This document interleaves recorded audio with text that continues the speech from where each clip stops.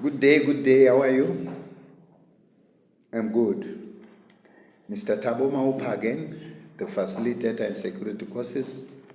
I'm back again, as I promised you in my last installment when I was doing Grade E Module 1, which was personal hygiene and general appearance. I urged you to stay tuned because I was going to bring all the other modules that are coming through. Today we're going to do Module 2, Grade E still, which is titled Basic Occupational Safety. Basic occupational safety simply means safety in the workplace, or safety in any environment where we are working or doing anything, but our safety is ensured because of certain measures that have been put in place. Right. Basic occupational safety is mainly based on things like this. I think all of us, when we see this sign, something at the back of your mind just tell you, I think it's what I'm thinking. Or is it what I'm thinking? Is it a fire extinguisher? Yes, it is. They are trying to inform you that there is a fire extinguisher near that sign or next to that sign. Usually they put it on top and then they put the extinguisher, the real extinguisher, underneath the sign. This is a symbolic safety sign, meaning there is a fire extinguisher located near or under this sign. We call them fire information signs. One typical example of practicing safety in the workplace. Then I come to the second one.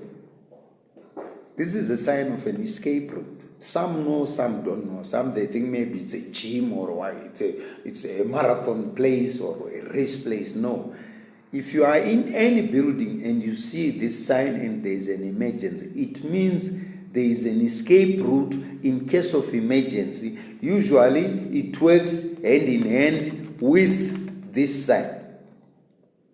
Either it's on top showing you the direction of the escape route, or it will be like this at the bottom, still showing you the direction of the escape route, meaning you go this way. If you want to get an escape route, you can run this way. Obviously, you're going to get an escape route. These, we call them general information signs, which gives you direction of travel, or they give you first aid kits, or they give you names of towns, libraries, CBDs, marketplaces, and so on. They all bear the same class of signs, which is general information sign.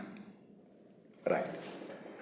As a grade E student, on completion of this module, this is what you are expected to be able to do with regard to symbolic safety signs. Number one, you must be able to list the 3 parts of safety signs, because these signs are different. I think you saw the examples that I was just showing you now. Some are green, some are red, but we're going to come to that and explain later. So you must be able to list the 3 parts of safety sign, which means the 3 parts that makes these signs differ. Since some are red, some are green, some are yellow, some are blue, and so on. Right. Aim number 2, you must be able to list the various categories, of which you have got 5 categories of symbolic safety signs. Aim number 3, you must be able to identify. When you see it, you can identify and categorize specific symbolic signs. And lastly, you must be able to list the dangers of smoking in non-smoking areas. What are non-smoking areas? I give you a typical example again. Places like a filling station or a gas station or a garage which is selling petrol. We talk of Shell, BP, Engine, Sasol, and so forth.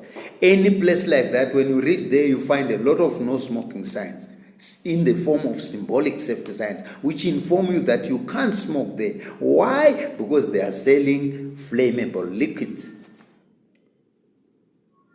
When they catch fire, you know, spillage area, if maybe you are dealing with fire, if it reaches where there was paraffin or petrol, it gets worse. So if you smoke on a garage and your fire or the matches or the cigarette butt get in contact with the fuel, what happens? Number one, there can be a fire. Number two, there can be an explosion. Or number three, there can be a container action of materials. So you must be able to list all those things, which is the dangers of smoking in non-smoking areas. Right. Let's come now to definition of a symbolic safety sign, or what it is. Right. A symbolic safety sign is simply a universally accepted picture or pictogram, right, which informs a person of a dangerous situation that may be present on a premises. Or it can be informing you of a place that you want to go. It can be informing you of a toilet. It can be informing you of an escape route. It can be informing you about a staircase where you are going, the stairs, and so all those are symbolic safety signs. Right. The reason why they did symbolic safety signs is because no matter which country you come from, no matter what language you speak, no matter the level of literacy that you have, but you can still be able to understand the meaning of a particular notice in the form of a sign. And that is true. Sometimes you just see a sign, it's not written what it means. Your mind tells you what it means, no matter what language you're speaking, no matter you're from Africa, Asia, Russia, whatever, America, Britain, Brazil, Mexico. But when you see the sign, it means the same thing to somebody who doesn't speak your language. But you still comply to the sign the same, which means your mind told you the meaning of it. You understand what I'm saying? Right. A symbolic safety sign consists of three parts. That's what makes it. The shape of the sign, number one. Two, the color of the sign. Three, the picture which is inside the sign. Because if you look at the examples that I was showing you, one got an extinguisher in, which is red. One has got a person running inside, which is, that person is white, but background is green. Then there's an arrow which is also white and the background is green. That's how they differ, because of the shape, the color of the sign, and the picture inside the sign. Right. Let's come now to the categories. You remember under the aims they said you must be able to list the three parts of symbolic safety sign, which is shape, color, picture. And then aim number two, you must be able to list the various categories of symbolic safety sign. Let's come now to the various categories. Safety signs have been divided into five different categories, or 5 different types, right? Each category has got a different meaning of its own. We start now with number one, general information. A general information sign, it can inform you either for a direction or for the toilets or first aid kits, assembly points, and so on. I am just giving few typical examples. Then number two, we've got fire information signs, which is the same one. It's falling under that category, the one I showed you the first time I was opening this module. That one is used so that it can give you information about the location and availability of firefighting equipment in that area where you are. So whenever you see that sign, you must make sure that there is firefighting equipment nearby. In case there's a fire, just run towards that sign. I'm sure you're going to get one firefighting equipment there. Then number three, we've got warning information signs. These, they've got like a relationship with some of the traffic signs that we see out there. They warn you of a danger that might exist in that area or on that side. And you have to be very careful of warning signs so that you avoid endangering yourself while you are on patrol. If we go to the malls, there's people mopping, cleaning the mall in the morning. They display a sign, slippery or wet floor. Do we walk through it or we bypass it? We bypass, we look for an alternative route, avoiding that place where you see that sign displayed. Why? We are avoiding accidents. That's a warning sign, which is the third category. Number 4, category 4, we got what they call prohibitory warning signs or prohibitory information, symbolic safety signs. They actually prohibit you from doing certain actions in certain areas. For example, no smoking. Any office that you go, if they are professional, you find a no smoking sign in the reception, you find the no smoking sign in the hallways. Even in the offices of certain individuals, they've got a no smoking sign, which means it's a no smoking zone. Some places they've got also no alcohol. They put a bottle inside that circle sign and cross it, which means this thing is prohibited. No guns, no weapons.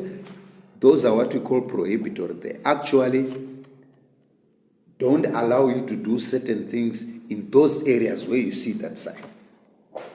Then lastly, we've got mandatory. Mandatory, it's a circle shape with a blue background and a white picture. I give you something that anybody can relate to. We're just coming out of the corona pandemic, where a lot of people passed on. May their souls rest in peace. That's when many people started recognizing and identifying the mask symbolic safety sign. Because wherever you go, if it's public transport, you must be mask compliant. Shops, mask compliant.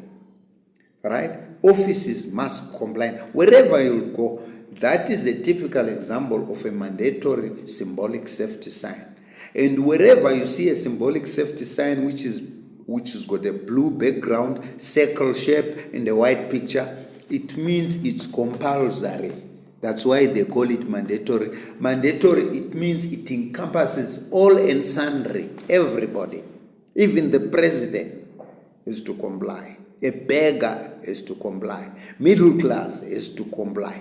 A nobody is to comply. Because most of the time, or usually, it's about your safety, either for your health or for your safety to avoid accidents. That is why mandatory is mainly involved with safety gear.